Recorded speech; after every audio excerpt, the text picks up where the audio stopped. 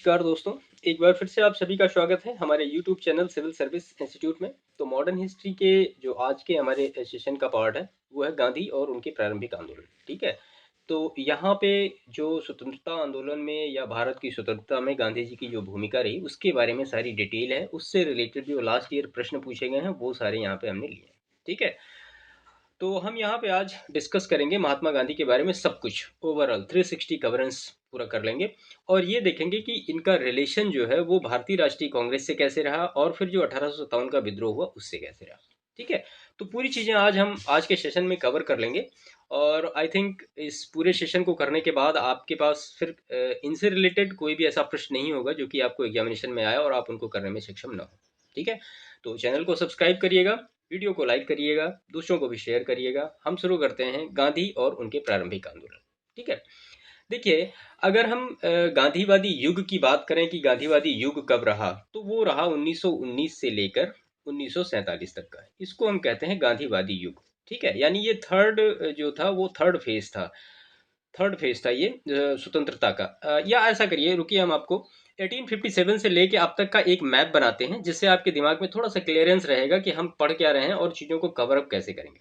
ठीक है, अभी हम गांधीवादी पे आएंगे, लेकिन उससे पहले हम एक चीज़ देख लेते हैं कि जो 1857 के बाद से चीज़ें चली, वो इसका एक मैप देख लीजिए तो चीज़ें आपको बेहतर तरीके से समझ में आएंगी। ठीक है, देखिए, यहाँ पे होता है 1857 का विद्रोह।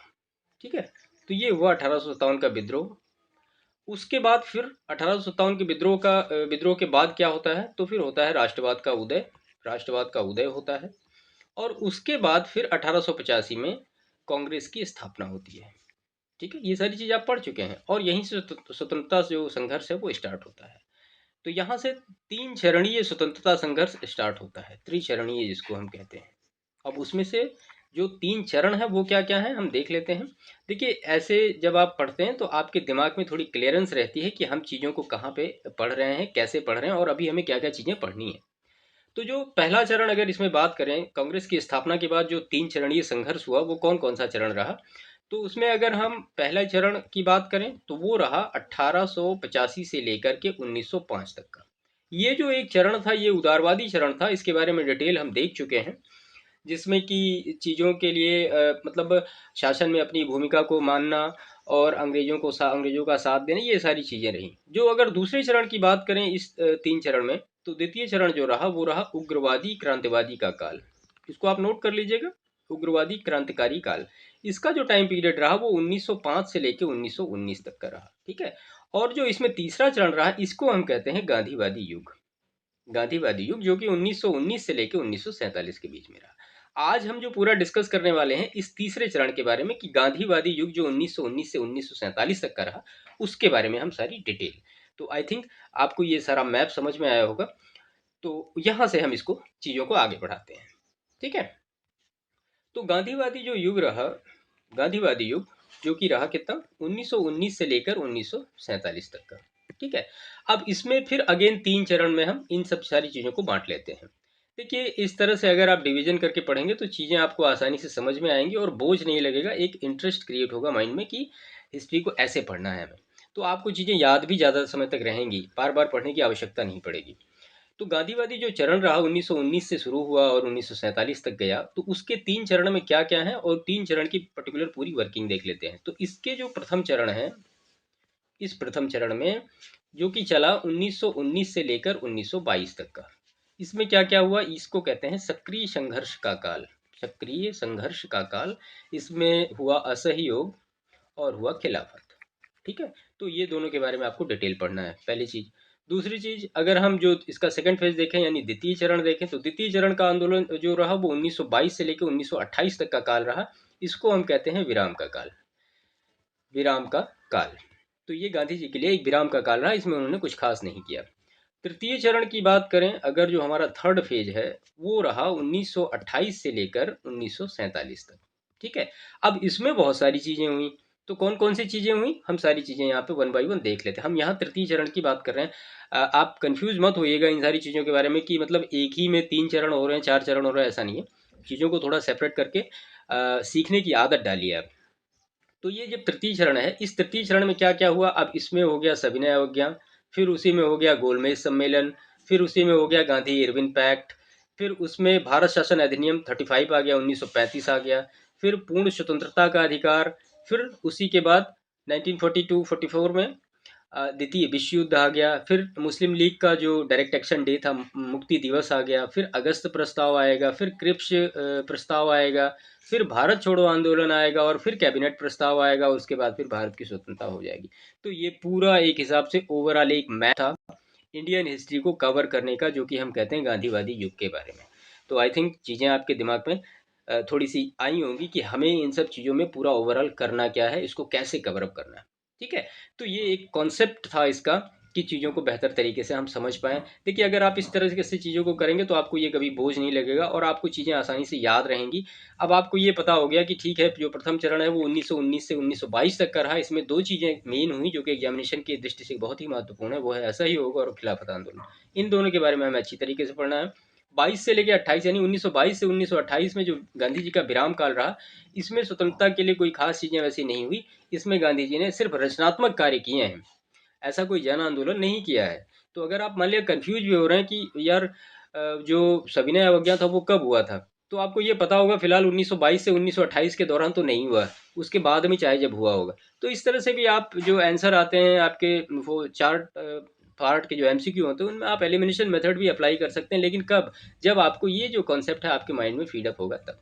ठीक है, तो ये पूरा एक डिटेल था, एक माइंड मैप था, जिससे कि आपको चीज़ें समझ में आए और बेहतर तरीके से याद रहें। अब हम शुरू करते हैं महात्मा गांधी के बारे में, उनका जो पर्सनल डिटेल है या सारी चीज़ें जो प्रारंभिक क्रियाकलाप हैं वो सारी चीज़ें।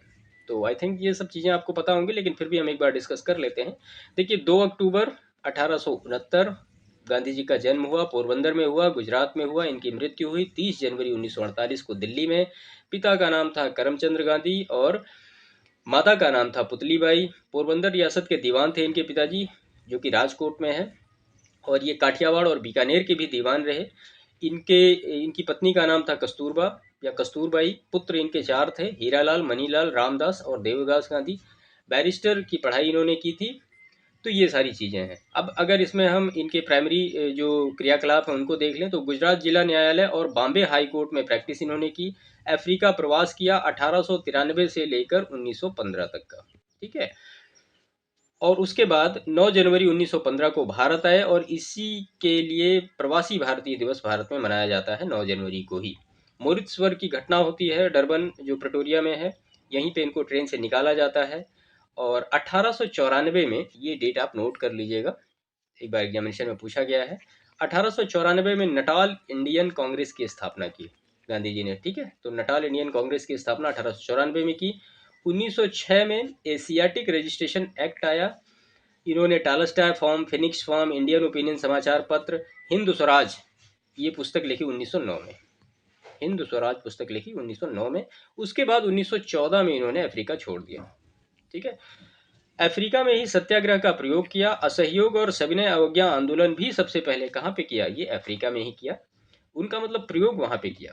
ठीक है, अगर हम भारत की बात करें तो भारत में गांधी जी के जो गुरु थे वो थे गोपाल कृष्ण गोखले, और इन्होंने भारत भ्रमण की सलाह दी थी गांधी जी को, जो कि 1916 में आकर साबरमती आश्रम की स्थापना की। साबरमती कहाँ पे है, ये अहमदाबाद में है। ठीक है, तो ये सारा पूरा एक हिसाब से छोटा मोटा डिटेल था इनका ओवरऑल, परीक्षा की दृष्टि से जो कि महत्वपूर्ण है। अब अगर हम प्रारंभिक आंदोलन की बात कर लें तो चंपारण है, आप जानते हैं, सबसे पहला आंदोलन 1917 में। इसमें नील कृषि के बारे में था, जिसमें ददनी प्रथा को समाप्त करने की बात हो रही थी। ददनी प्रथा का मतलब तिनकठिया प्रथा, 3/20, ये वाला पार्ट था।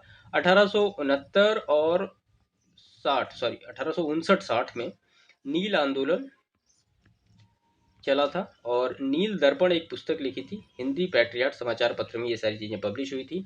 नील आयोग बना था 1860 में, इस प्रश्न को आप नोट कर लीजिएगा। नील आयोग 1860 में बना था, किसकी अध्यक्षता में, सीटोन कार की अध्यक्षता में नील आयोग का गठन हुआ था। ठीक है, उसके बाद फिर चंपारण के बाद अहमदाबाद हुआ 1918 में।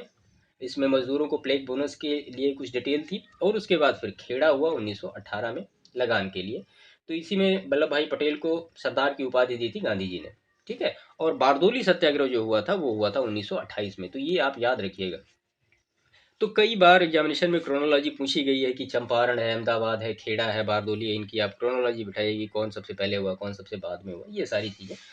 इसके बाद अगर हम गांधी जी के बारे में और भी कुछ महत्वपूर्ण चीज़ें देख लें, जो कि 1915 में फर्स्ट वर्ल्ड वॉर, इसका जो टाइम पीरियड था कितना, 1914 से लेकर 1918 के बीच में, गांधी जी ने सैनिक भर्ती कार्यक्रम में सहयोग दिया था, इसीलिए इनको भर्ती कराने वाला सार्जेंट कहा जाता है। और अंग्रेजों ने इनको उपाधि दी थी कैसर ए हिंद की। ठीक है, कैसर ए हिंद की उपाधि किसने दी थी? अंग्रेजों ने दी थी, ये याद रखिएगा। उसके बाद स्वतंत्रता आंदोलन में गांधी जी की भूमिका 1919 से लेकर 1947 के बीच में, तो वो 3 चरण हम खैर ऊपर देख चुके हैं। इसमें पहले चरण को हम लेते हैं, जिसमें कि 1919 से लेकर 1922 की बात करें, जिसमें हमने 2 आंदोलन डिस्कस किए थे ऊपर, अगर आपको याद होगा तो, जिसमें से एक था असहयोग आंदोलन और एक था खिलाफत आंदोलन। असहयोग आंदोलन हुआ 1919 में और खिलाफत आंदोलन हुआ 1922 में।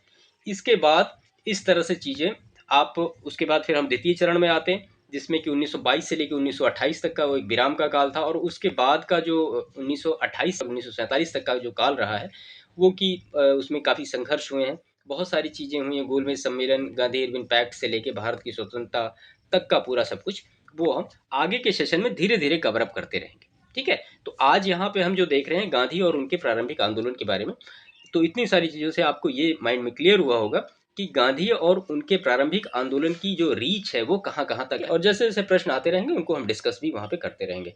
तो जो मैप आपके सामने यहाँ पे डिस्कस मैंने किया, वो सारी चीज़ें आपको कवर अप होंगी, उससे आप हिस्ट्री को आसानी से मतलब कैप्चर कर सकते हैं, आसानी से दिमाग में रख सकते हैं, आप उनको रट सकते हैं या रिवाइज कर सकते हैं माइंड में बार बार कि हाँ अच्छा ठीक है, असहयोग हुआ, उसके बाद फिर खिलाफत हुआ, उसके बाद फिर 22 से 28 के बीच में एक विराम का काल रहा, और उसके बाद फिर सविनय अवज्ञा, फिर गोलमेज सम्मेलन, और फिर 1835 का अधिनियम आया, फिर अगस्त प्रस्ताव। ये सारी जो एक क्रोनोलॉजी है ना, अगर ये आपके दिमाग में अच्छी तरीके से बैठ गई तो हिस्ट्री फिर आपके लिए एक मतलब एक खेल हो जाएगी। वो आपको ज़्यादा उसमें फोकस नहीं करना पड़ेगा और डेट में आप उलझने से बच जाएंगे। अदरवाइज फिर आपको डेट में प्रॉब्लम बहुत ज़्यादा होगी कि खेड़ा कब हुआ और सविनय अवज्ञा कब हुआ, इन सब चीज़ों में प्रॉब्लम होगी। इसी को कहते हैं कंसेप्चुअल डिक्लेरेशन या कंसेप्चुअल। अगर आपको कंसेप्ट की पकड़ है इसमें या किसी भी चीज़ में कंसेप्ट की पकड़ है तो आपको कन्फ्यूजन नहीं हो सकता है। तो चलिए हम शुरू करते हैं अपने 1 बाय 1 सारे जो MCQ हैं। ठीक है, तो इसमें करमचंद गांधी दीवान थे, पोरबंदर, राजकोट और बीकानेर तीनों जगह के। महात्मा गांधी के पदार्पण से पूर्व भारत में राष्ट्रीय आंदोलन की दिशा को जिन अंतर्राष्ट्रीय घटनाओं ने प्रभावित किया था वो कौन कौन से थे? तो वो 1889 ईस्वी के इटली अबिसीनिया युद्ध ने, चीन के बक्सर आंदोलन ने, रूस जापान के युद्ध में जापान की विजय ने। ठीक है, इसके बाद नेक्स्ट है दक्षिण अफ्रीका में रहने की अवधि में महात्मा गांधी ने जिस पत्रिका का प्रकाशन किया था उसका नाम क्या था? Indian opinion. हमने अभी पहले ही डिस्कस किया है इंडियन ओपिनियन के बारे में। फिनिक्स फॉर्म क्या है? फिनिक्स फॉर्म है कहाँ पे है? तो ये डरबन दक्षिण अफ्रीका में है। MK गांधी के समर्थक थे कौन? ओ सॉरी, MK गांधी समर्थक थे किसके? तो दार्शनिक अराजकता के समर्थक थे ये। ठीक है, गांधी जी के राम राज्य के युगल सिद्धांत थे क्या? तो वो था सत्य और अहिंसा। ठीक है, नेक्स्ट है गांधी जी की दृष्टि में अहिंसा का अर्थ है क्या है? तो सत्य की प्राप्ति का रास्ता ही क्या है? अहिंसा है। इसके बाद गांधी जी के संदर्भ में बिना मार्क्सवाद के मार्क्सवादी, बिना समाजवाद के समाजवादी, बिना व्यक्तिवाद के व्यक्तिवादी तथा समाजवादियों में एक व्यक्तिवादी और समाजवादियों में एक मार्क्सवादी में से सही है क्या? तो समाजवादियों में एक व्यक्तिवादी और समाजवादियों में एक मार्क्सवादी। समाजवादियों में एक, यहाँ छूट गया ये, एक मार्क्सवादी, ये होना चाहिए। ठीक है, इसके बाद नेक्स्ट है इसमें गांधी जी की सत्याग्रह रणनीति में सबसे अंतिम स्थान स्थान प्राप्त है किसको? हड़ताल को। गांधी जी के सिद्धांत के अनुसार सही है क्या? सही है। तो सत्याग्रही का शस्त्र क्या है? अहिंसा है। सत्याग्रही को अपने संकल्प में दृढ़ विश्वास होना चाहिए। सत्याग्रही को विरोधियों के प्रति द्वेष भाव नहीं रखना चाहिए। ठीक है, इसके बाद गांधी जी के अनुसार हिंसा का क्रूरतम रूप है क्या? तो हिंसा का जो क्रूरतम रूप है वो गरीबी का स्थायित्व। गांधी जी परिवार नियोजन हेतु तरीका बताया था। तो गांधी जी ने परिवार नियोजन हेतु तरीका क्या बताया था? वो बताया था आत्मनियंत्रण। ठीक है, महात्मा गांधी दक्षिण अफ्रीका से भारत लौटे कब? 1915 में। गांधी दक्षिण अफ्रीका में रहे कब, कितने वर्ष रहे? वो 21 वर्ष रहे। हमने अभी पहले डिस्कस किया ना कि उनका जो जो उनका टाइम पीरियड रहा वो कब से कब तक रहा अफ्रीका का। तो वो हमने देखा अफ्रीका प्रवास कब तक रहा? 1893 से लेकर के 1915 तक का। तो ये कितने टाइम हो गया? ये 21 वर्ष हो गया पूरा। दक्षिण अफ्रीका के जिस रेलवे स्टेशन पर गांधी को ट्रेन से फेंका गया था तो वो पीटर मारिट्सबर्ग है, या मोरिट्सबर्ग जो भी है। एम के गांधी ने भारतीय राष्ट्रीय कांग्रेस के जिस अधिवेशन में सर्वप्रथम भाग लिया था तो वो कौन सा अधिवेशन था? वो कलकत्ता अधिवेशन था। 1901 है। ठीक है, 1901 के कलकत्ता अधिवेशन में भाग लिया था। आप हमें कमेंट करके बताइएगा कि 1901 में जो कलकत्ता में अधिवेशन हुआ था उसके अध्यक्ष कौन थे। ठीक है। भारत के स्वतंत्रता आंदोलन के दौरान महात्मा गांधी द्वारा स्थापित साबरमती आश्रम स्थित है। तो कहाँ स्थित है? अहमदाबाद नगर के बाहर स्थित है। महात्मा गांधी ने अहमदाबाद के निकट साबरमती के किनारे एक आश्रम बनाया था। इसे क्या कहा जाता था? तो इसे सत्याग्रह आश्रम कहा जाता था। ठीक है। महात्मा गांधी से संबंध साबरमती, फिनिक्स, वर्धा तथा सदाकत आश्रमों में सबसे पुराना है। तो कौन सा है? फिनिक्स। हमने पहले ही आपको अभी डिस्कस किया कि टालस्टॉय फॉर्म है, फिनिक्स फॉर्म है, ये सारे वहाँ पे बनाए गए। गांधी जी सेवा धर्म अपनाया था। गांधी जी ने सेवा धर्म अपनाया था कहाँ पे? दक्षिण अफ्रीका में। महात्मा गांधी के राजनीतिक गुरु कौन थे? तो वो गोपाल कृष्ण गोखले। और महात्मा गांधी के अनुसार राजनीति का तात्पर्य था क्या? तो जन कल्याण के लिए सक्रियता। सत्याग्रह शब्द गढ़ा किसने? तो महात्मा गांधी ने। और भारत के स्वतंत्रता संघर्ष के दौरान सबसे पहले सत्याग्रह किया तो किसने किया? वो महात्मा गांधी ने किया। देखिए, कॉन्सेप्ट अगर आप पढ़ लेंगे तो आपको चीज़ें समझने में या प्रश्न का आंसर करने में बहुत आसानी हो जाती है। मोहनदास करमचंद गांधी सर्वाधिक जाने जाते हैं। तो भारतीय स्वतंत्रता को प्राप्त करने के लिए निष्क्रिय विरोध के लिए ये जाने जाते हैं। विदेशी वस्त्रों की बर्बादी ही उनके साथ सर्वोत्तम व्यवहार, ये किसने कहा था? तो ये कहा था महात्मा गांधी जी ने। ब्रिटिश निर्मित उत्पादों का गांधी जी का बहिष्कार प्रभावी हुआ क्योंकि ब्रिटेन भारत को एक बड़ा निर्मित वस्तुओं का बाजार समझता था। इसके बाद महात्मा गांधी के राजनीतिक घटनाओं का कालक्रम है क्या? तो मैंने अभी पहले भी डिस्कस किया। चंपारण 1917 में, अहमदाबाद 1918 में, फिर खेड़ा 1918 में ही हुआ ये भी, और असहयोग आंदोलन हुआ 1922 में। तो ये जो एक क्रोनोलॉजी है, ऐसे प्रश्न तो आपको पक्का मिलेंगे एग्जामिनेशन में, एक या दो तो मिलते हैं, हर बार पूछे जाते हैं, तो इस बार भी पूछे जाएगा, वो चाहे जो पूछे जाए। तो इनकी क्रोनोलॉजी आप अच्छी तरीके से दिमाग में बिठा के रखिएगा। ठीक है। अहमदाबाद और खेड़ा दोनों 1918 में हुए, लेकिन पहले कौन सा हुआ? अहमदाबाद हुआ, उसके बाद खेड़ा हुआ।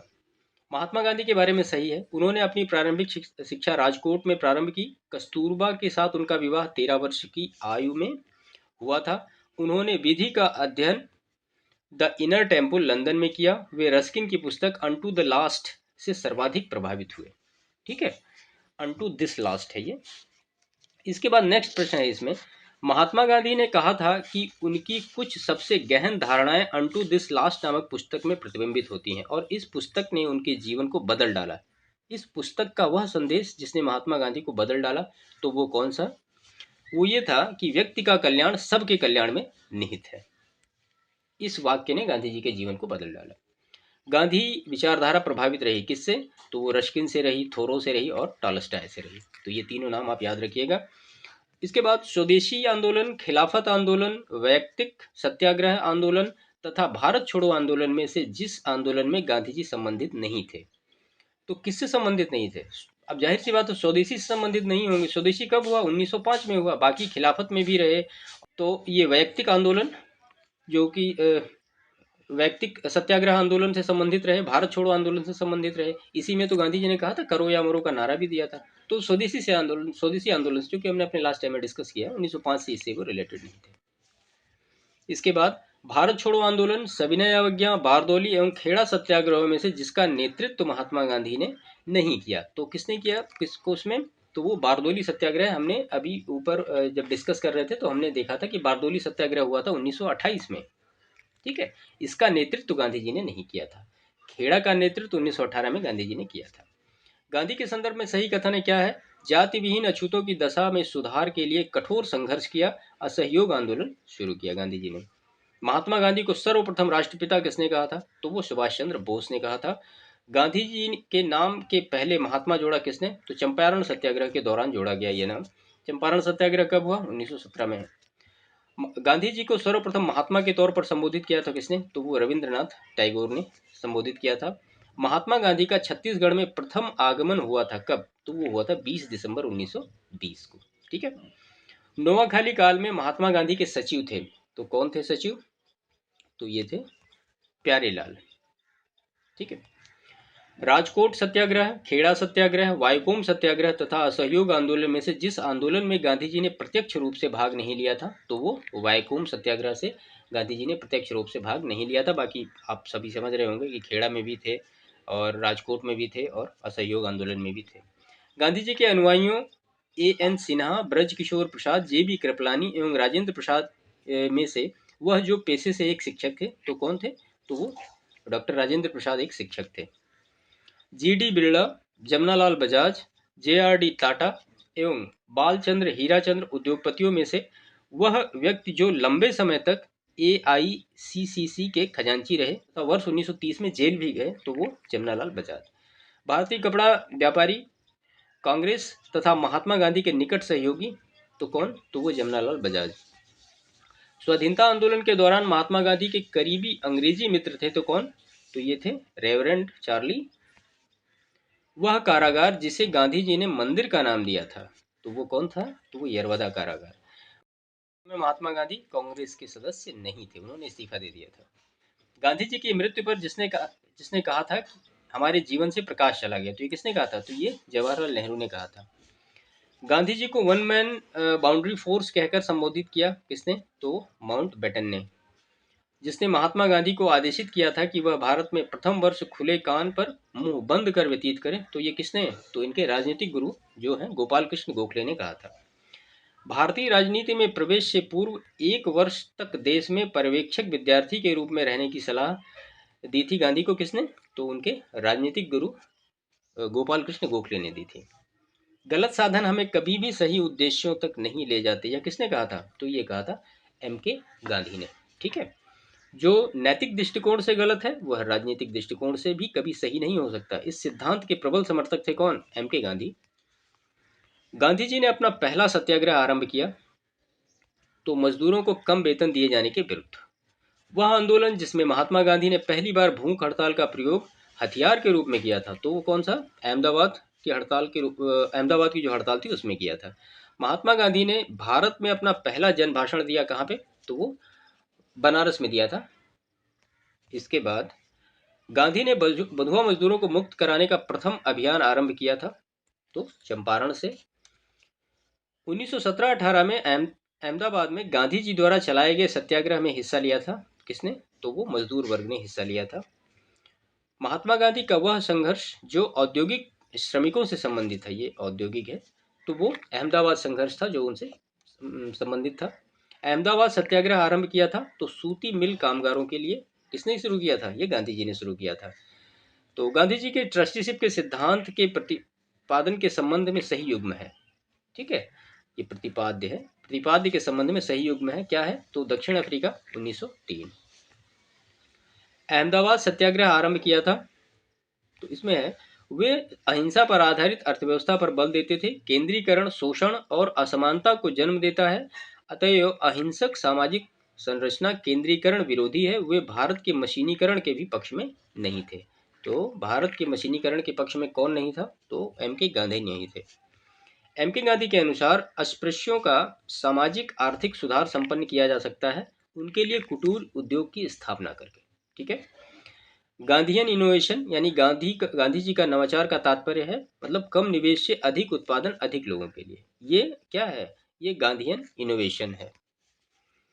खेड़ा सत्याग्रह, सविनय अवज्ञा आंदोलन बिहार में प्रारंभ किया तो कौन सा इसमें? तो वो चंपारण सत्याग्रह जो कि बिहार में प्रारंभ हुआ था। ये प्रश्न थोड़ा सा छूटा है, सही से लिखा नहीं गया, मैं पूरा पढ़ के आपको बता रहा हूँ।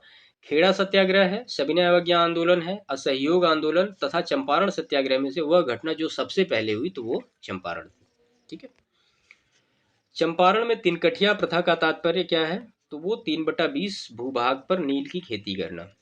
गांधी जी ने भारत में पहली बार सत्याग्रह आंदोलन बिहार में प्रारंभ किया। कहाँ पे? तो वो चंपारण में।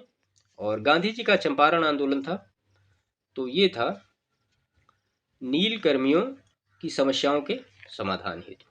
ठीक है, या यहाँ नील कृषकों होगा, नील कृषकों की समस्याओं के समाधान हेतु था। इसमें से सही कथन दिया गया है। चंपारण जांच में आचार्य बी कृपलानी महात्मा गांधी के एक सहयोगी थे। ठीक है, महात्मा गांधी के चंपारण सत्य राजकुमार शुक्ल, मतलब राजकुमार शुक्ल ने ही गांधी जी को आमंत्रित किया था चंपारण आने के लिए। ठीक है, चंपारण आंदोलन से संबंधित थे। तो चंपारण आंदोलन से कौन कौन संबंधित थे? तो वहाँ पे राजेंद्र प्रसाद, अनुग्रह नारायण सिन्हा और जेबी कृपलानी ये संबंधित थे। दक्षिण अफ्रीका से लौटने के पश्चात गांधी जी ने प्रथम सफल सत्याग्रह आरंभ किया, कहाँ पे? चंपारण में। और गांधी जी ने सर्वप्रथम जिस किसान आंदोलन में भाग लिया था वो है चंपारण। नील की खेती के संबंध में चंपारण में महात्मा गांधी को आमंत्रित किया था किसने? तो वो रामचंद्र शुक्ल ने, सॉरी राजकुमार शुक्ल ने आमंत्रित किया था। और चंपारण के बारे में सही कथन है, यह किसानों से जुड़ा था, इसे तिनकठिया प्रथा के विरुद्ध संचालित किया गया था। डॉक्टर राजेंद्र प्रसाद तथा जेबी कृपलानी ने इसमें एम के गांधी को सहयोग दिया था। ठीक है, इसके बाद चंपारण नील आंदोलन के राष्ट्रीय नेता थे कौन? तो वो महात्मा गांधी थे। और महात्मा गांधी के चंपारण सत्याग्रह का विरोध किसने किया था? तो ये किया था एनजी रंगा ने, इनका विरोध किया था। उसके बाद खेड़ा के किसानों के पक्ष में महात्मा गांधी के सत्याग्रह करने का कारण था क्या? तो अकाल पड़ने के बावजूद प्रशासन ने भू राजस्व की उगाही स्थगित नहीं की थी। खैर बाद में एक समिति बैठी और स्थगित की गई, ये जो भू राजस्व की उगाही थी उसको नहीं लिया गया बाद में। ठीक है, तो ये सारा डिटेल था एम के गांधी के बारे में। इसके बाद फिर किसान आंदोलन और किसान सभा हम नेक्स्ट सेशन में अपने कवर अप करेंगे। तो गांधी जी के बारे में इतने सारे जो प्रश्न आए हैं इनको आप अच्छी तरीके से याद रखिएगा। और जो हमने आपको सबसे पहले मतलब शुरू में ही सेशन के सारी चीज़ें क्लियर कराई हैं, तो सारी चीज़ें भी आप क्लियर रखिएगा। और जो एक मॉडर्न हिस्ट्री का मैप यहाँ पे डिक्लेयर मैंने बनाया आपके लिए, तो उनसे आप चीज़ों को बेहतर तरीके से पकड़ पाएंगे कि हमको जो मॉडर्न हिस्ट्री है उसको किस तरह से कवर अप करना है। ठीक है, तो सेशन को समाप्त करते हैं। एक बार फिर से आप सभी लोगों से रिक्वेस्ट करेंगे, चैनल को सब्सक्राइब करिए, वीडियो को लाइक करिए, दूसरों को भी शेयर करिए। बाकी मिलते हैं नेक्स्ट सेशन में, तब तक के लिए आपका बहुत बहुत धन्यवाद। Thank you.